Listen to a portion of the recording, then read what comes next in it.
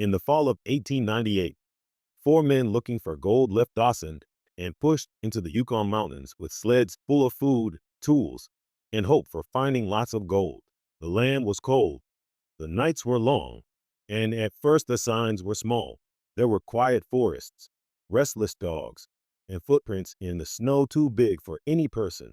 What started as a search for treasure soon became a fight to survive against something that watched from the trees, coming closer every night. Something very old still ruled that valley, and it had marked the miners as something to hunt. So before we continue, please make sure to leave a like and subscribe to support the channel. Thanks. I got off the riverboat at Dawson with a backpack that pushed down on my shoulders and a head full of numbers, claims, ounces, days before freezing. Miles to the ridge, everyone said we had missed. The town was noisy with voices, tin cups, and deals being shouted over wooden boxes. But I kept my eyes on the top of the valley where the Yukon River got narrower and the hills rose in long, dark folds. I had not come for the noise. I had come for a quiet stream and a clean gold pan. The Mounties checked our supplies and our flour.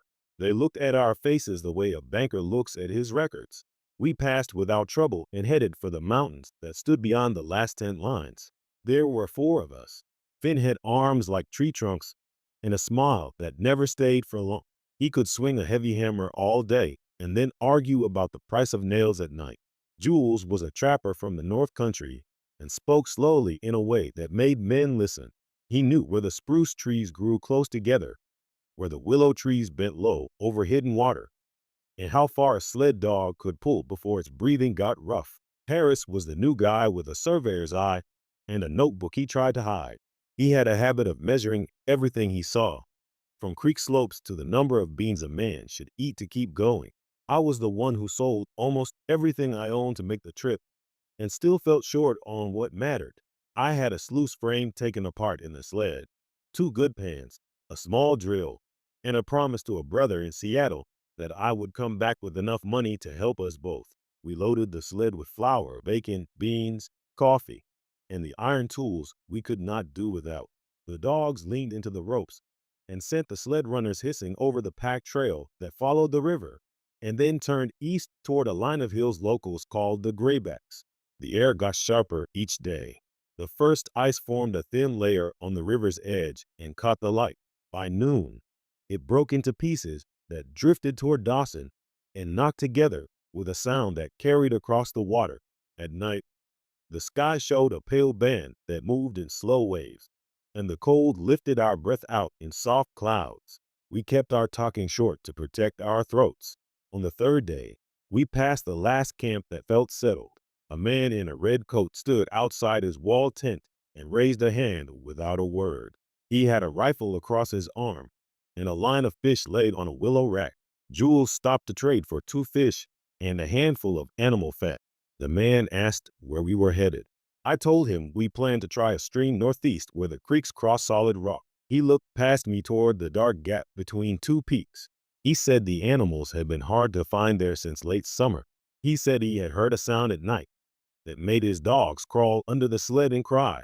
He told us to hang our food high. We climbed into country that felt empty of people. Spruce trees stood close and straight. The trail narrowed to a pale line between tree trunks. The dogs' paws made a steady beat, and the sled creaked on every turn. We crossed old burned areas where the ground was open to the sky, then dropped into a narrow valley where the creek sounded under thin ice. We made camp on flat ground above the water and built a small lean-to with a spruce branch roof and a rock ring for the fire. Harris took notes by firelight. Finn sharpened a pick until sparks showed at the edge. Jules walked around the camp once, eyes on the ground, then came back and said nothing. The first strange thing was the silence around sunset. Birds should have moved through the tops of the spruce trees with the last light, but the branches stayed still. No squirrel chatter, no wing beats. The dogs stopped chewing and lifted their heads together, ears forward, noses up.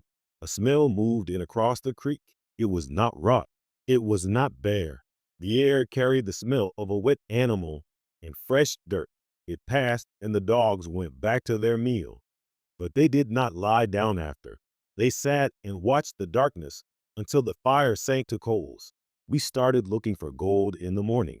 I carried the pan upstream, while Finn and Harris set up the sluice on a patch of gravel where the creek got narrow. We chopped a hole through the new ice and fed the box with shovels, testing every change in color and size. The gravel was rough and heavy. A few small pieces of tiny gold showed in the riffles, enough to keep our hands moving, but not enough to claim the slope. Jules walked ahead with his rifle and came back with a grouse and news of an animal trail cut wide through a stand of alder trees. He said the branches were broken at a height no moose could reach. He set the grouse on a rock and cut spruce branches for a meat storage platform, then paused and looked at the dogs. They were staring at the trees across the creek again, completely still. That night, the sound came. I woke with the cold on my face and the blanket pressed across my chin. The fire had burned down low, and the coals glowed in small holes. A steady breathing sound moved the canvas tent. I lay still and listened. At first, I thought it was the creek, but the creek kept a clean, even sound. This was a slow, heavy breathing that came and went, heavy and close. Not wind, not elk. The dogs whined under the sled, and one scratched the ground without standing. Finn sat up and reached for the rifle he kept at his side. We waited. The breathing sound stopped. Another noise came from the far edge of camp, a snap, and then a careful rustling sound as if a boot was looking for clear ground. Jules spoke in a low voice and told us not to move quickly. He reached for a stick and put it on the fire. The light rose and made the trees look like strong shapes. The camp looked as we had left it. The meat storage platform on a cross pole hung 10 feet off the ground, untouched. The sled sat with its ropes tight. Snow around the fire showed our footprints and boot edges. Beyond that, only darkness. Morning showed what night had hidden. Fresh footprints circled the camp at a distance of 30 steps. They were not bare tracks. The shape was close to a wide human foot with a deep heel and clear toes across the front. Each footprint sank deeper than ours, and the distance between steps was longer than even Finn's best reach. We followed the tracks a short way to the edge of the creek where the ice had been tested and cracked in small curves. The tracks turned back into the trees and were lost in pine needles where the ground held frozen moss. The dogs kept their tails low and would not cross the tracks. Finn tried to laugh it off and said a man had walked barefoot to scare us. He said the trapper at the river wanted us gone from his hunting area. He said men will do strange things when they are cold and jealous. He said a lot. Jules did not answer him. He walked around the circle of tracks again, then lifted his eyes to the trees and looked high as if searching for a shape above. He told us to move the food to a higher tree and to set up a second storage platform for tools and light supplies. He said we would take turns watching at night. He told Harris to keep the fire strong and to leave a wide, clear space around it. Then he said a word under his breath I did not know and touched a spruce tree trunk with his hand, palm flat. We worked hard that day. The ground froze by noon, and the creek edge grew sharp ice pieces. I kept at the pan and took test shovels from the dark layer under the left bank. The gold color got a tiny bit better, enough to let hope grow a little. Harris and Finn moved rocks to check for a hidden creek bed and swore when a pry bar slipped. Jules walked farther than before, slow and steady, never far from cover, stopping often to listen. In the afternoon, a rock hit against a boulder near the edge of camp with a neat, bright sound. We all turned. Another stone landed, smaller, and rolled to a stop. I ran to the tree line and found nothing but shadows and a row of spruce trees standing close together. No movement, no sound. I looked down and saw a third stone half buried in the snow with a wet mark where a hand might have held it. The mark could have been anything. I knew what my mind wanted to make of it and pushed that thought away. We ate early, bacon, beans, and fish from the first trade. The dogs kept looking into the trees. After we washed the 10 plates in the small hole I had cut through the ice, Jules told a story he had held back. He said he had trapped in this area for 3 winters and had talked with men from a village downriver who knew the hills in a way that comes from being born there and long memory. He said one of the elders warned him about the high country beyond the graybacks. The elder told him there were giants in the forest that did not carry fire but knew where it was and watched it. They did not care for camps that stayed too long. They did not steal meat unless hunger pushed them. They moved at night and stayed in trees during the day. A man should not whistle after dark or copy the voices he hears beyond the fire. A man should not run when a stick breaks behind him.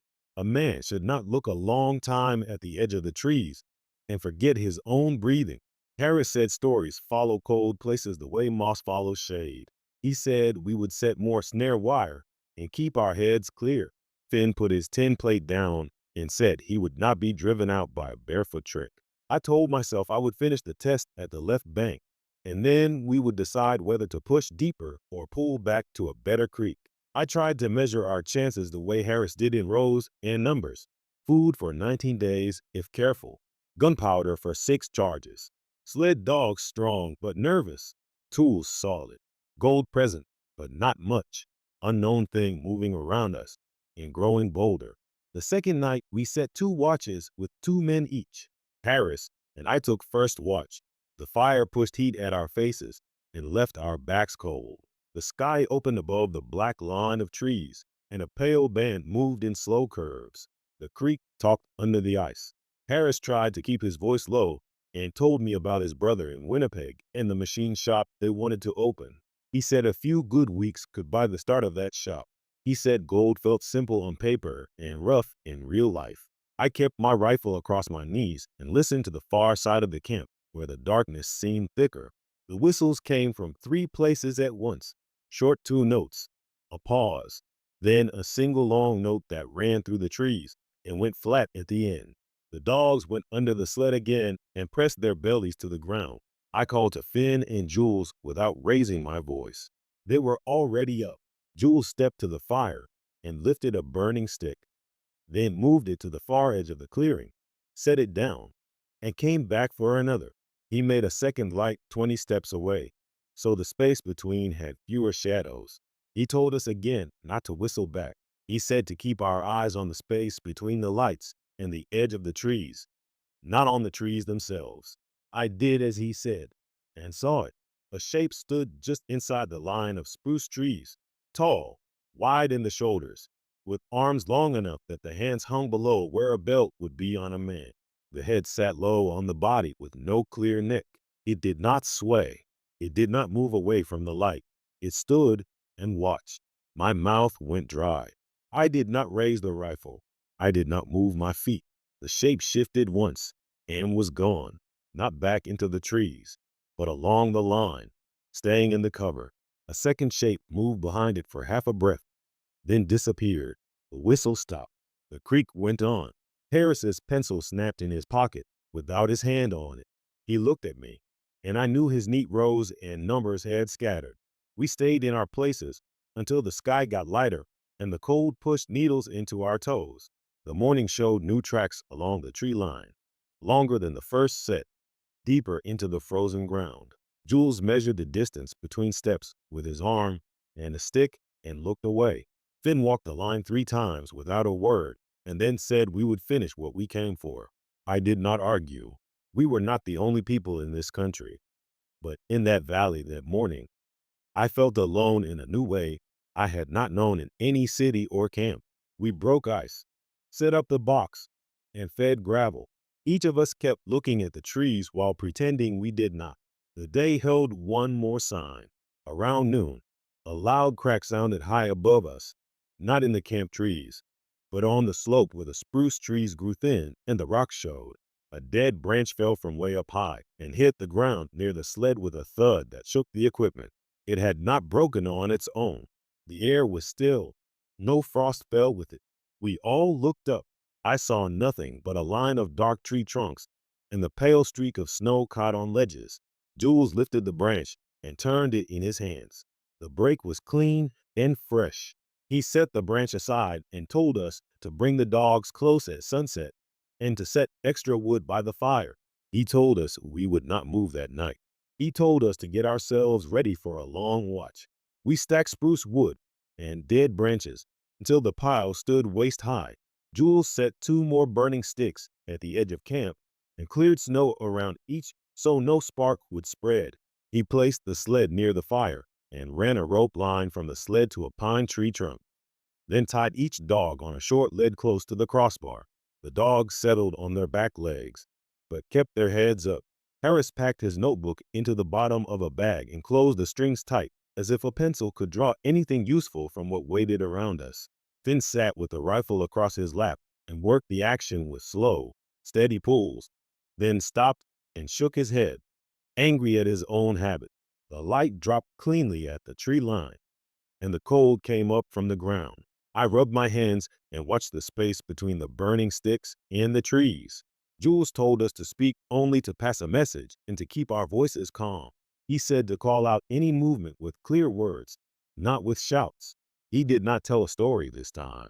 He did not say any warning word under his breath. He stood near the second burning stick with his rifle down and his eyes level. The first knock came from the slope, one hard hit on wood, then another from across the creek, each spaced the same. Three more followed from farther left, closer than before. The dogs cried softly and pushed their ribs against the sled. Finn raised the rifle and lowered it again. The knocking stopped. We waited. A minute passed, then two. A rock slid somewhere on the slope. Another knock sounded close enough that the air carried a short ringing sound from the trunk that took the hit. The smell reached us and pushed into camp. Wet animal, old hides, a sour, strong smell that did not drift away. I held my breath, then took a slower one through my mouth. Harris swallowed and wiped his lip with the back of his glove. Jules did not move. He said we should not give ground. He told us again not to aim unless we had to. He said a shot at the wrong time would make the night long for all of us. Snow fell from a branch beyond the light, not from wind, but from weight leaving. I stared into that gap until my eyes watered. The burning stick threw a steady glow, and the darkness on the other side stayed solid. Something stepped toward the far burning stick and stopped. I saw a knee and a forearm for half a breath. Then it drew back. I did not raise the rifle. I held the gun with numb fingers and waited for my hands to stop shaking. A stone came low and rolled through the fire, scattering coals. Sparks rose and died. Finn swore under his breath and reached for a stick. Jules looked at him hard and shook his head. We let the fire settle. The two burning sticks still held. The stone had not been thrown hard. It had been placed where it would bother us and show that the thrower could reach the center of our camp when it wanted. Another sound came from the slope. Not a knock, but a low, rough call that rose and dropped. It had a pattern we could not understand. A second answer came from beyond the creek. Jules said there were at least three. He said they were talking about us. He sounded like he was saying that out loud so the thought would leave his chest, not because it would change anything about our next minute. Finn stood. Jules told him to sit. Finn stayed on his feet and said we could not keep waiting like tree stumps. He said the meat and flour would not last forever. He said the gold would not wash itself out of the creek. He said we could break camp at first light and move west toward the ridge where the solid rock showed and the water ran fast. Jules said we would not drag the sled through dark forest with that group at our backs. Finn got upset, then lowered his eyes. He sat again. His jaw moved, but no words came. The night went on. We took turns walking slow circles inside the burning sticks to keep blood moving. The knocks came and went. The calls moved around us, but never rushed. The smell hung over camp, and then got thin, and then came back. I thought of town, of noise and warm canvas and men crowding around a stove, and then pushed the thought away because it would not help my legs stay steady. Harris counted under his breath, then stopped and stared at his boots. I told myself very small things. Lift left foot, place it, breathe.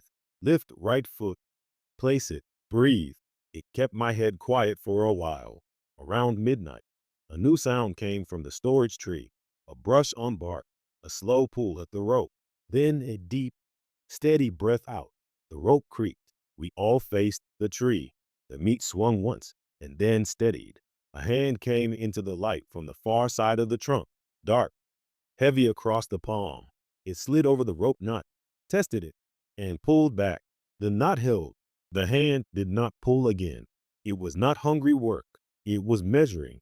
The rope fibers sang once more, and then went quiet. Jules moved one step and stopped. He said, "Stay steady." He did not raise his rifle. The hand did not come back. The smell got thicker and then pulled away. A knock sounded from our right, then two more from behind us. They were moving again, keeping us stuck to the ground. And no place in this clearing felt safe except the circle we had set. Near dawn, the call stopped. The smell got thinner.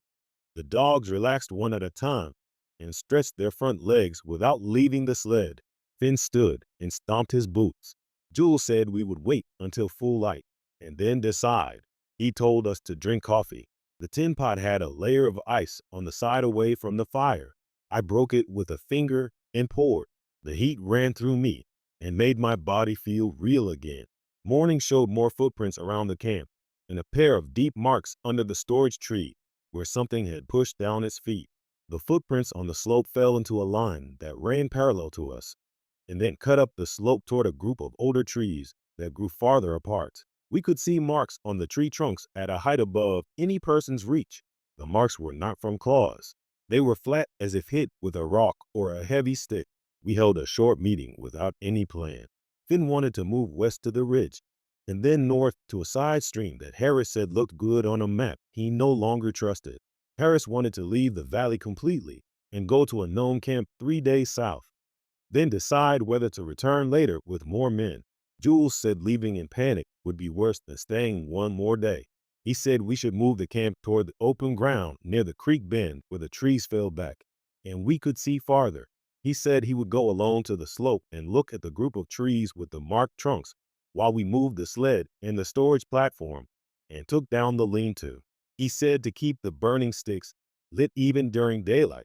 I did not want him to go alone, but I did not say it. He moved with care that had a plan in it, not bravery. He carried the rifle low and placed his boots where the ground was good. Finn and I pulled the sled 10 steps at a time toward the bend, lifting the runners over roots. Harris took down the lean-to, stacked the branches, and rolled ropes with slow, neat turns.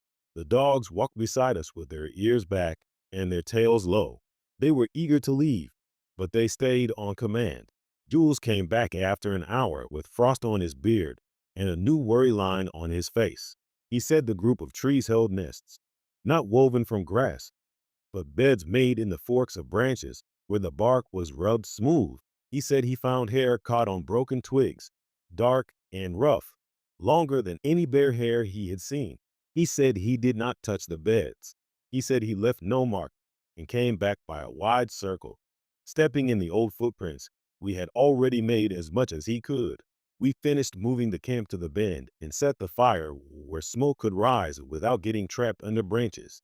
The creek opened there, and the ice had a clear edge where we could get water without chopping. The sun gave little heat, but it changed the way the valley felt. The slope looked farther. The distance between trees grew. We ate and said little. Harris looked at his map again and tapped a spot with a dull pencil. He said if we followed the creek down 2 miles, there would be a cut that led west to a pass through the graybacks. He said the pass would take us into a bowl with 2 creeks and a shallow lake. He said the solid rock should be closer to the surface there. Jules nodded, but did not say we would go. He told us to test the left bank one more time, fast and clean, and to keep our heads watching the edge of the forest. By noon, we had the box set at the new spot and fed it steady for an hour. The gold color came better than before.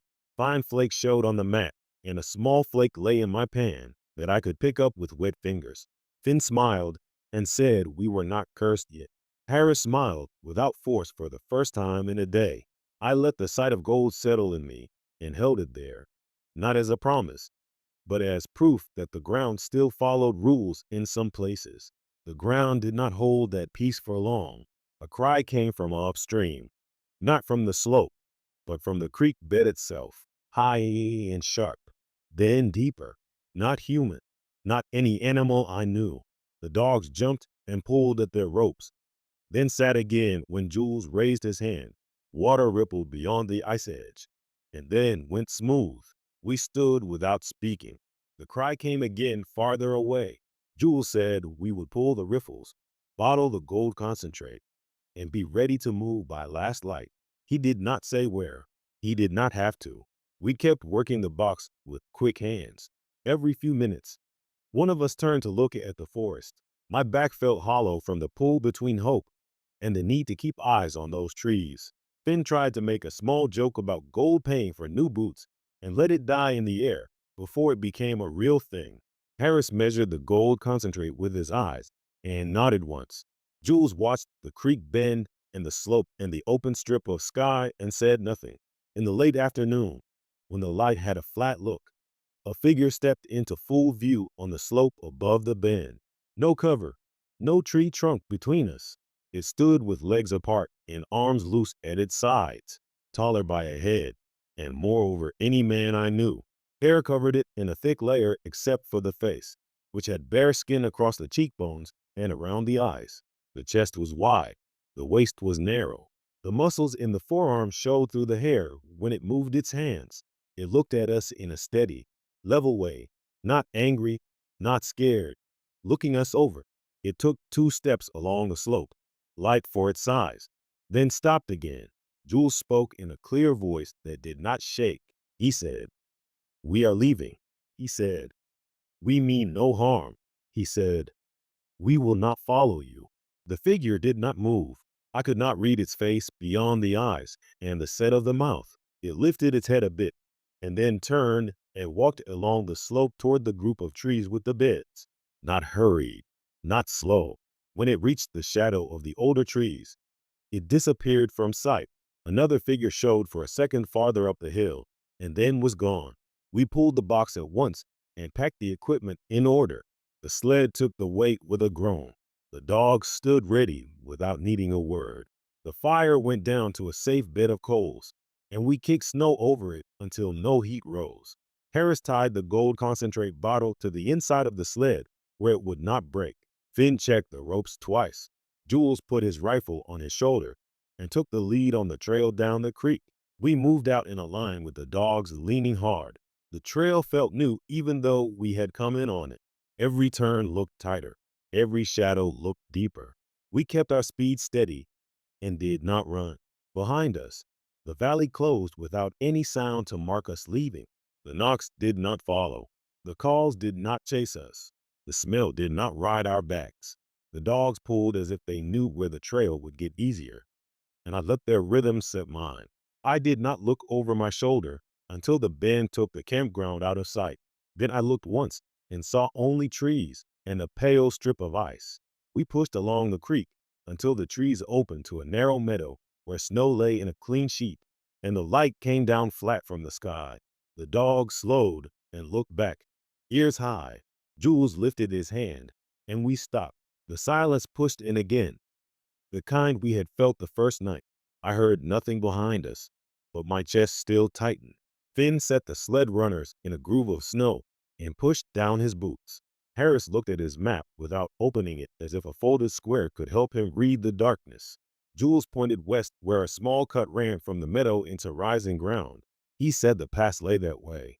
He said if we reached the cut by sundown, we could camp on rock instead of in forest. We moved on with short steps. The cut rose in a steady climb. A shallow V pushed between banks of spruce trees. The dogs leaned hard into the ropes, their breath puffing out. My shoulders burned under the straps of my backpack. We kept the rifles in our hands, never on our backs. Every few minutes, one of us turned to check the trail behind. Nothing showed, but the feeling of being watched had weight to it. Halfway up the cut, we found new tracks. Wide footprints crossed the snow at an angle from one bank to the other. They were fresh, edges sharp, no crust over them. The distance between steps reached longer than any person could stretch. Jules stopped and looked at them without bending close. He said they were moving toward the ridge ahead of us. He said they knew where we were headed. Finn swore, a low string of words meant for no one. Then he tightened the sled ropes and pushed the dogs faster. The climb got steeper. The banks rose higher, pushing us into a narrow channel where the trees blocked most of the sky. My breathing came rough. Harris stumbled once and caught himself with the end of his rifle in the snow. He looked pale and older than his years. I asked if he was okay to go on. He nodded once and kept climbing. At the top of the cut, we reached a saddle where rock broke through the snow. The trees grew thin, and the wind had more room. We could see the bowl Jules had spoken of, a wide hollow with two creeks that shone dark through the ice, and beyond it, a frozen lake that lay still under the gray light. It should have felt like relief, but the bowl looked raw and empty, ringed by slopes that carried dark bands of forest. Too much cover, too many places for eyes to wait. We made camp on a rise of rock that gave us a view on three sides. Jules said we would stay only until dawn. He said the dogs could not make another push without rest. We stacked wood high and cleared snow to set the fire on stone. The smoke rose clean into the sky, but I kept thinking how far it could be seen and by whom. The night came down fast. We set watches again. Finn took first watch with Harris. I lay on my blanket with the rifle under my arm and tried to keep one ear in sleep and one on the ground. The fire snapped and the wind pushed through the saddle in bursts. It was Harris's shout that woke me. I rolled and grabbed the rifle. The fire showed a shape at the edge of the rocks, wide and tall. Finn was already up, rifle pointed. Jules stepped between him and the figure with his hand raised. He said, "Wait." The figure stood still, no more than 30 steps away. The eyes caught the firelight, not glowing, but set deep under the brow. It lifted its arm and dropped something onto the rock, a bundle of branches tied with strips of bark. Then it turned and walked back toward the trees without a sound. We waited until the darkness closed behind it. Jules went forward with careful steps and picked up the bundle. Inside the branches lay bones, not human, deer or caribou, cracked clean for the inside part. The bundle smelled of smoke as if it had been held over fire. Jules set it down and covered it with a stone. He said it was a warning. He said it was a mark, telling us we were seen and measured. The rest of the night dragged. Every gust of wind seemed to carry a footstep. The dogs cried and circled tight, but did not bark. At dawn, we broke camp with numb hands and tired faces. We aimed for the pass on the far side of the bowl. The bowl crossing felt longer than any trail behind us. The snow lay deep and uneven. The sled groaned. Our legs burned. Shadows moved on the slopes, always just out of reach. Once, on the far ridge, a figure walked clear against the sky for 10 full breaths before stepping down into cover. Too far for a rifle, too close to ignore. By late day, the pass opened ahead, a cut between two cliffs where the snow had piled high. The dogs pulled hard at the last climb. Finn shouted to keep them moving. Harris stumbled again and nearly fell. I grabbed his arm and pulled him through the drift. Then the sound came, a roar, deep and harsh, that rolled through the bowl and shook the snow from ledges. It was not a call to another. It was claiming territory. The dogs bolted against their ropes, and the sled tipped. We pulled it upright and pushed forward with every bit of strength left in us. The roar came again, closer, bouncing off the rock. We reached the pass at last and dropped into the shadow beyond. The wind cut through like a knife. The dogs pulled without command, desperate to be clear. We did not stop until the slope ran down into heavy forest that pointed south. Only when the light failed and the trees grew tight again did Jules call a stop. He said we had crossed the line. He said we were out of their ground. He did not sound sure. We built no fire that night. We ate cold and silent and lay with our rifles in our hands. The darkness pushed close, but no knocks came, no calls, no smell. The silence was heavy, but it was different, less sharp, as if the eyes had lifted. At dawn, we pushed on again, following the low ground south toward known country. The trail got easier with each mile. Harris's color came back. Finn's jaw relaxed. Jules kept looking back, but his shoulders lost some of their weight. I walked behind the sled and let the rhythm take me. We reached a trapper's trail 3 days later and found signs of people, clean boot prints, and a cut pole. The relief was real this time. That night, we built a fire without fear and let the dogs rest with their bellies full. None of us spoke of the tracks, the whistles, or the figure on the slope. The bones under the stone at the saddle stayed where we had left them. We made it to Dawson with the bottle of gold concentrate and a story we did not tell. Finn sold his share of equipment and went south. Harris booked travel east with his notes. Jules disappeared upriver with a new rifle. I kept my pan and a little gold. But the valley stayed with me more than the gold in the riffles ever did.